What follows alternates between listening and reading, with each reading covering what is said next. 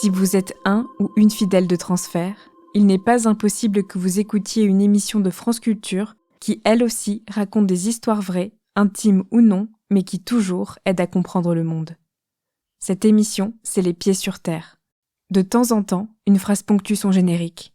Il y est dit « En vérité, on ne sait jamais ce qu'il se passe, on sait simplement ce qu'on veut qu'il se passe, et c'est comme ça que les choses arrivent. » À la fin de ses années lycée, Raphaël, petit génie de l'informatique, ne savait ni ce qu'il se passait, ni ce qu'il voulait vraiment qu'il se passe.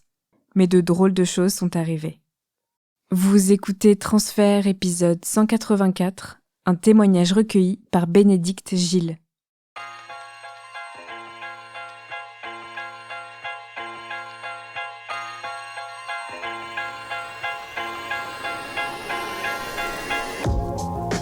Mes parents sont séparés, donc je vis essentiellement avec mon père, et je vois ma mère pendant les vacances. Du côté de chez ma mère, l'accès à l'ordinateur est beaucoup plus cool, et donc c'est chez ma mère que je commence à utiliser Internet et l'ordinateur comme l'utilisent les autres de mon âge. Donc je me crée des comptes sur des réseaux sociaux, je commence à jouer un petit peu à des jeux en ligne, vraiment l'utilisation avec vraiment cette sensation de je suis libre sur l'ordinateur, je peux commencer à faire une utilisation plus avancée, progresser dans son usage. Je crois que je suis en 5e, je dois avoir autour de 12 ans. C'est les vacances d'été. Je passe un mois de vacances avec ma mère. Donc je me dis, on va prévoir le coup, on va essayer de se prévoir de quoi s'occuper sur l'ordinateur pendant ces temps-là. Et c'est à ce moment-là que commence à me trotter dans la tête l'idée de commencer à faire des programmes informatiques, donc du développement. Donc je télécharge un gros manuel, j'installe des outils de développement sur l'ordinateur et je me dis: «OK, c'est parti, tu vas commencer à apprendre un vrai langage de programmation», donc le C en l'occurrence, et tu vas t'y mettre, tu auras un mois pour le faire, tu vas commencer à toucher, tu verras, ça sera cool. Je suis très, très fier d'entamer ce début de tutoriel et je me dis: «Ça y est, je suis en train d'écrire des programmes, c'est incroyable». Je suis tout fier, je montre à mon papy, qu'il y a une fenêtre sur l'ordinateur, où il y a écrit, «Hello World» dessus. C'est à partir de ce moment-là où, la fracture au niveau de l'informatique entre, chez ma mère et chez mon père devient de plus en plus évidente. Parce que je vais pas leur dire immédiatement que j'ai commencé à apprendre du code, alors même que j'étais très content de l'avoir fait, que a priori c'est une activité intellectuelle, donc ce serait probablement encouragé chez mon père aussi. Le fait de leur dire que j'ai utilisé un ordinateur pendant un mois pour faire du code, revenait à leur dire que, quand je suis chez ma mère, j'ai accès à l'ordinateur un petit peu tout le temps, je fais un petit peu ce que je veux et c'était un truc que je voulais surtout pas les mettre sur la piste d'un, OK, quand il est chez sa mère, il fait n'importe quoi sur l'ordi, l'accès il est irréfréné, on va la contacter, on va lui dire: «Bon, quand même». Donc pour moi, l'apprentissage de la programmation, ça rentre dans le j'utilise l'informatique sans demander la permission et du coup, faut pas le dire à papa. À ce moment-là, je suis au collège, j'ai des résultats qui sont plutôt très bons, même si ça m'arrive d'avoir des mauvaises notes et bon, quand j'ai des notes qui sont en dessous de 14, je vais avoir tendance à les cacher le plus longtemps possible. Parce qu'on sait que si on a une note en dessous de 14, ça sera très mal perçu à la maison. On aura le droit à une séance de moralisation, qui durera des heures et des heures le soir. Le fait qu'on ne soit pas toujours 100 brillant est mal compris par mon père. Donc ça m'amène à, être extrêmement cachotier sur beaucoup de choses, donc sur mes notes, sur mon usage de l'informatique, sur ma vie, sur, comment je suis, avec les gens, sur mes angoisses, sur plein de trucs. Je vais avoir tendance à être très, très secret, très, très fermé. Donc mon père est muté à Paris et bon, étant donné que j'avais un dossier qui était assez excellent en sortie de collège, c'est l'occasion pour moi, en étant, passivement encouragé par la famille, de demander de faire un dossier de candidature au lycée Henri IV. En arrivant à Henri IV, bien entendu, je suis très, très fier, et je me vois déjà faire un lycée brillant, avoir mon bac avec des notes, excellentes et puis embrayer directement, comme le feront tous les autres, sur une classe prépa, renommée, faire une grande école d'ingénieurs, renommée elle aussi et tout de suite, être, très bien parti, sur cette trajectoire-là dans la vie, quoi. Ce qui se passe, c'est que, pour la première fois dans ma vie, la sphère scolaire me demande de faire des efforts. Là où auparavant, je savais me maintenir à flot dans le top, enfin sans avoir de difficultés particulières, c'est assez naturel. Pour la première fois, je suis avec des gens avec lesquels ça a toujours été un peu comme ça pour eux aussi et il y a un niveau qui s'installe, les professeurs sont plus exigeants et je me rends compte qu'il y a tout un tas de choses que je ne perçois pas du premier coup, dans ce qu'on étudie, dans ce qui se fait et c'est un peu panique à bord. J'ai des notes qui sont, qui sont de moins en moins fameuses. Mon année de seconde est, particulièrement, tendue. J'ai même droit à un rendez-vous avec le proviseur à la fin, pour qu'on discute du fait: «Est-ce que tu veux vraiment faire une section S? Parce que bon, tes notes en maths, c'est pas forcément ça. Enfin, tu peux le faire, mais il faudra que quand même que tu mettes un coup de collier l'année prochaine», tout ça. Et au fur et à mesure qu'on avance au lycée, notamment mon année de terminale, où là, au sens d'Henri IV, c'est assez catastrophique. Je finis par avoir une moyenne de 8 en maths, des choses comme ça. Je n'arrive pas à m'investir dans le travail intellectuel qui m'est demandé à l'école. Il y a quelque chose qui bloque quelque part, c'est pas possible. Et pourtant, je ne quitte pas mes grands rêves de parcours brillant, de classe prépa. Au moment du processus d'orientation post-bac, je choisis de m'orienter en prépa. Donc je fais des dossiers auprès de plusieurs prépas en me disant: «Bon, tu as un dossier qui est pas top, mais tu viens d'Henri IV, donc a priori, c'est bon, tu auras quand même un lycée, potable». Que nenni, je tombe dans une prépa parisienne, certes, mais qui fait partie des prépas de Paris qui ont les résultats les moins bons. Parce que je vis comme un déclassement assez extraordinaire. Dans le sens où, bah, je viens d'Henri IV, tout le monde fait des grandes écoles et moi je me retrouve dans le lycée avec, entre guillemets «le commun des mortels» où, c'est pas dans les stats qu'ils placent des gens dans les écoles d'ingénieurs renommées. Au début, c'est facile, je fais un peu illusion, même si j'étais assez mauvais dans le contexte d'Henri IV, j'avais quand même acquis un certain nombre de choses qui me donnaient un petit peu d'avance sur les autres. Ce qui fait que, bah, bon, mon premier semestre de 1re année de prépa scientifique se passe plutôt bien, je suis dans le top 5, mais je sens que je suis sur la fin de quelque chose. Je vis vraiment sur la réserve, quoi. La deuxième année arrive et c'est là que, bah, tout s'effondre parce que j'ai plus aucun repère. Déjà que j'arrivais pas à me plier tellement aux exigences de la prépa en première année, en deuxième année, c'est encore pire parce que le niveau est plus élevé et en plus de ça, j'ai plus cette, petite réserve de connaissances en avance qui me permet de jouer la montre et de faire durer un petit peu la sauce. Mais bon, gardons le moral, parce que au moins on peut encore faire illusion. Pour mes parents, je leur tiens un discours de rêve quoi, je suis vraiment, dans le top, mes profs sont super contents de moi, je crée des bulletins avec des notes bien meilleures et des appréciations, dithyrambiques et bah, c'est ça que je présente à mes parents en disant: «Regardez, ça marche très, très bien». Je leur montre une histoire, à laquelle ils ont envie de croire et à laquelle moi aussi j'ai envie de croire, en fait.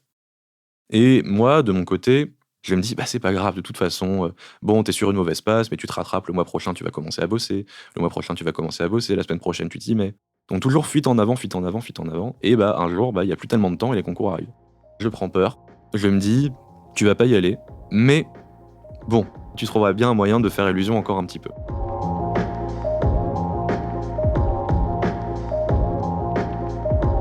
Le jour des résultats, j'ai pris la page web, j'ai fait clic droit inspecter l'élément et j'ai remplacé les notes qui apparaissaient sur la page par d'autres et j'ai remplacé les appréciations par d'autres.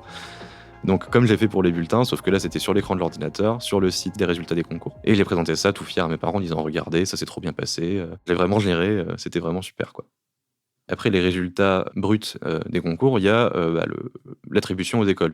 Et donc dans un second temps, toujours sur la même plateforme, on te présente l'école dans laquelle tu es admis. Donc moi, bien entendu, j'ai rien du tout.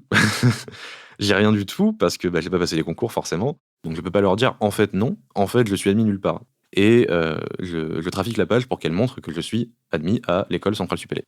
La réaction dans mon entourage quand ils apprennent que je suis entre gros guillemets «reçu» à Centrale, elle est, bah, c'est la gloire, c'est les félicitations, c'est la fierté, c'est: «Regardez, il a été admis à Centrale après un dur travail en classe prépa, on est vraiment super fiers de lui, on fait sauter le champagne un peu partout» et mes parents, sont absolument ravis. C'est un moment dans ma vie où j'ai l'impression que je joue sur 2 tableaux en même temps, que je suis très ancré dans le réel en me disant: «De toute façon, c'est du pipeau et il faut absolument que je trouve une solution pour sortir de ce truc-là» et de l'autre, je suis à fond dans le mythe qui est presque en train de se réaliser en me disant: «Mais enfin voilà, tu vas aller à Centrale, ça va être super». Commence presque à y croire en fait de mon côté, parce que c'est exactement comme si c'était en train de se réaliser. Je suis, extrêmement heureux, même si, je sais que c'est du fake. Du coup, bah, je fais exactement comme si j'étais admis, donc je vais sur les pages Facebook des groupes d'admission, voilà, je commence à me renseigner sur les associations et je participe même au parrainage de l'école, qui est un truc qui est organisé par une association. Les assignations se font a priori sur les intérêts qu'on a dans les différentes associations de l'école. J'avais rempli des cases qui m'intéressaient moi, donc les associations qui ont trait à l'informatique et aussi, les associations LGBT. On m'assigne un parrain qui partage à peu près ces centres d'intérêt-là et je me retrouve assez rapidement intégré à ce qu'ils appellent une famille de parrainage. Tout le monde a des filleuls et ces filleuls-là, leurs parrains sont amis, du coup, ils vont avoir tendance à apprendre à se connaître très vite. Il va y avoir une espèce de cohésion de groupe qui va se former autour de ces parrainages-là. Donc le premier jour de la rentrée, je suis très étonné du fait qu'il y a très peu de vérifications sur qui a le droit d'être là et qui a pas le droit d'être là. Parce que l'école est grande ouverte, les amphis de présentation sont grands ouverts aussi et en fait, n'importe qui aurait pu rentrer et c'est comme ça que je suis rentré moi. Je prends mon bus, j'arrive le matin, je me dis: «Bon, il va falloir voir comment on fait». Et en fait, j'ai juste à rentrer, je suis le flux. Je tombe dans la salle, j'assiste aux réunions de rentrée et ensuite, j'en profite pour aller rencontrer les gens de ma famille de parrainage et c'est super, on s'entend super bien, c'est très chouette, voilà. On discute de ce qui va se préparer pendant les premières semaines de l'école qui sont les semaines d'intégration, notamment le week-end d'intégration, tout ça. C'est très chouette et en fait, j'ai l'impression de faire 100 illusion. C'est exactement comme si j'étais un vrai élève de l'école.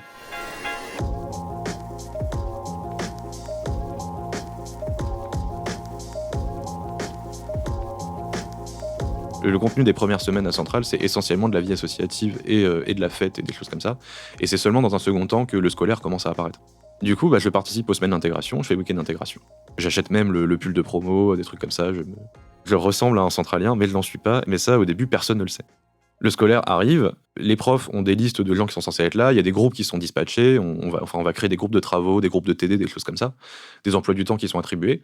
Le truc, c'est que moi, je suis sur aucune liste, du coup, je suis pris en compte sur aucune de ces listes-là, et je sais jamais trop quoi faire de moi quand il y a des cours qui commencent. Donc, je peux pas m'incruster dans une salle de cours au pif, que je pensais faire au début, mais en fait, finalement, c'est pas possible parce qu'il y a des contrôles sur quand même qui rentrent dans les salles, mais qui sont vraiment au niveau cours par cours.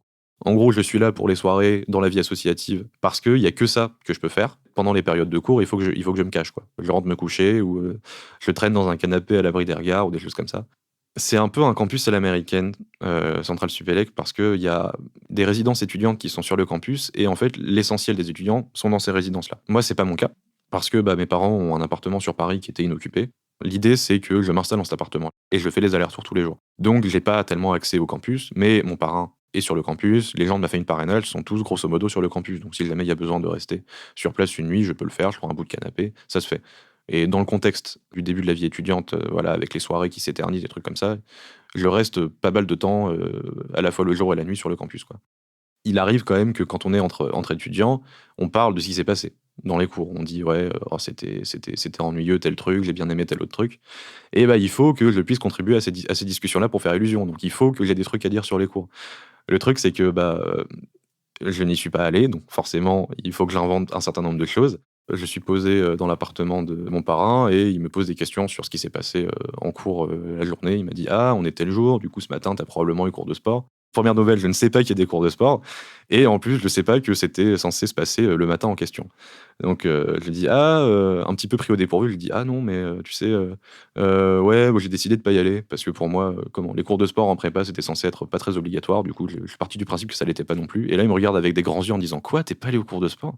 Mais tu sais que c'est obligatoire, tu sais qu'il y a des gens qui sont fait allumer, par les jurys à la fin de leur année parce qu'ils sont pas allés à des cours de sport», des choses comme ça et j'étais là: «Ah bon, écoute, oh, c'est pas très grave», Il y a beaucoup de choses de ce genre-là qui se passent dans les discussions où moi qui réponds un peu à côté de la plaque et qui commence à faire lever quelques sourcils.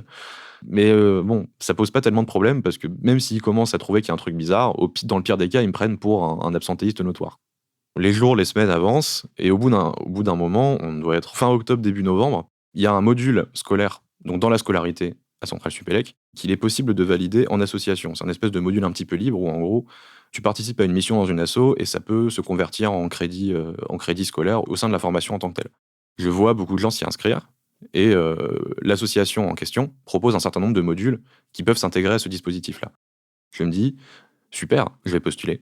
Après le petit entretien que j'ai passé, ils m'ont dit: écoute, ça a vraiment l'air de convenir, on va retenir ta candidature pour cette mission-là». Et là, ils me demandent mon numéro d'étudiant pour pouvoir le communiquer à l'école. Moi, bien entendu, je n'ai pas de numéro étudiant.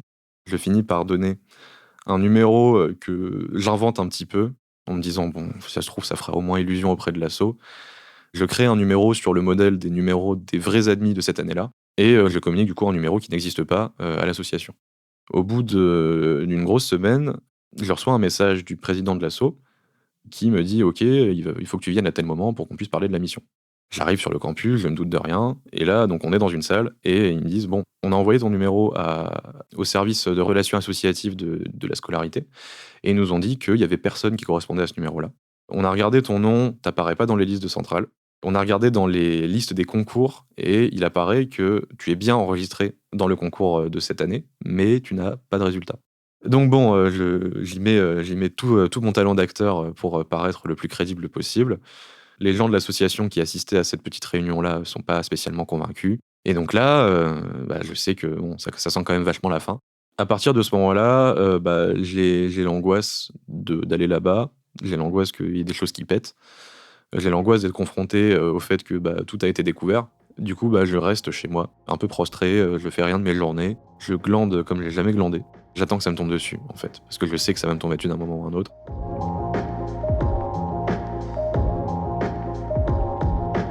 On doit être début décembre, donc il se passe un gros mois comme ça. Je reçois un coup de fil de mon père qui me dit hey, au fait, est-ce que tu veux venir dîner à la maison ce soir Voilà. Moi, je me doute de rien. Ce soir de début décembre, j'arrive à la maison, prêt à faire illusion comme d'habitude avec mon pull de promo. Et puis là, j'arrive dans le salon et mon père me dit Cash, j'ai eu au téléphone ton professeur principal de deuxième année de prépa qui m'a dit que tu n'avais rien à faire à Centrale parce que t'as pas été admis au concours. Sauf que ce que je ne sais pas, c'est qu'il a déjà eu un rendez-vous auprès de mon ancien lycée parce que la scolarité de Centrale avait mon nom et avait accès à ma candidature sur les listes des concours. Et ils savaient que j'étais dans les parages alors que j'avais rien à foutre là. Donc ils ont appelé mon lycée de prépa. C'est mon lycée de prépa qui, au courant de la situation, a contacté mes parents. Au fur et à mesure que mon père révèle sa position, je finis par comprendre que c'était juste râpé, quoi.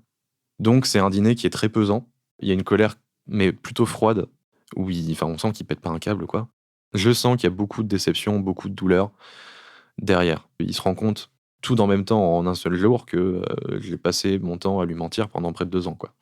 Donc c'est vraiment très, très pesant. On se met à table, on mange. Ça y est, ils le savent que j'ai eu des résultats mauvais, que j'ai trafiqué un certain nombre de choses au niveau des bulletins, au niveau des résultats. Et ils se demandent pourquoi, en fait. Ils se demandent pourquoi. Mais ce qui ressort, c'est pas on demande pourquoi, c'est on est très en colère. Et donc à ce moment-là, je sais pas où me mettre, je sais pas quoi répondre. J'ai l'impression d'être agressé, donc je me replie sur moi-même. Et donc la soirée se termine, je finis par rentrer chez moi. Et ils me disent bon, demain, tu prends tes affaires, tu reviens t'installer chez nous. Je me sens à la fois très vide, mais réconforté d'une certaine manière. Parce que je sais que j'ai plus à jouer l'équilibriste. C'était quand même un stress permanent. Donc c'est très éprouvant, parce que c'est difficile de voir les choses s'écrouler et d'être confronté à la réaction des autres qui ont été soumis à ce mensonge-là pendant longtemps. Mais il y a un soulagement, vraiment. Un soulagement en me disant, ça y est, je suis revenu au rez-de-chaussée et je peux reconstruire quelque chose de réel. Pendant tout ce moment-là où j'étais à Centrale, j'ai eu l'occasion de rencontrer des gens qui étaient étudiants dans une autre école qui est l'école 42.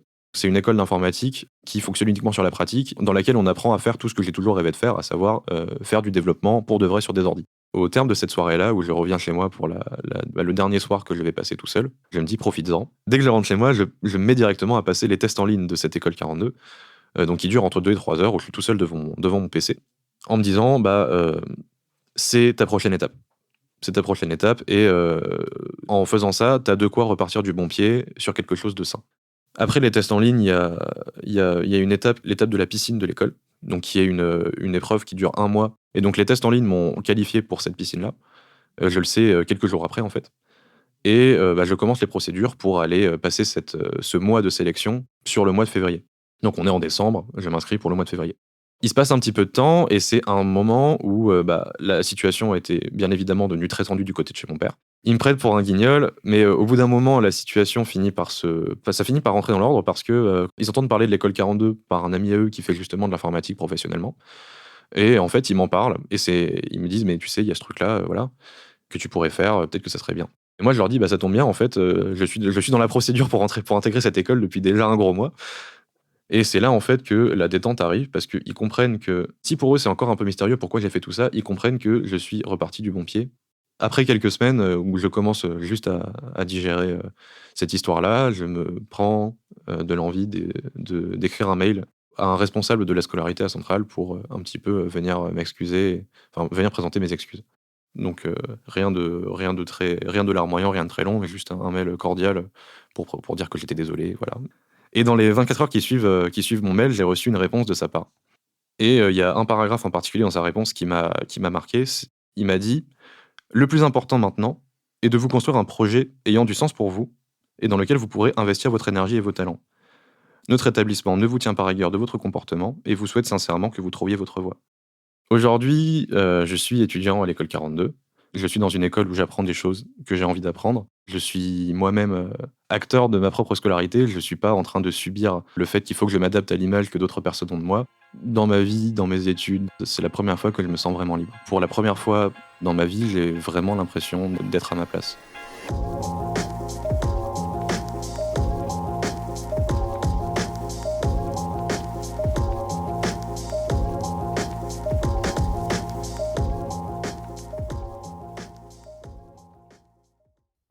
Vous venez d'écouter Transfert, épisode 184, un témoignage recueilli par Bénédicte Gilles.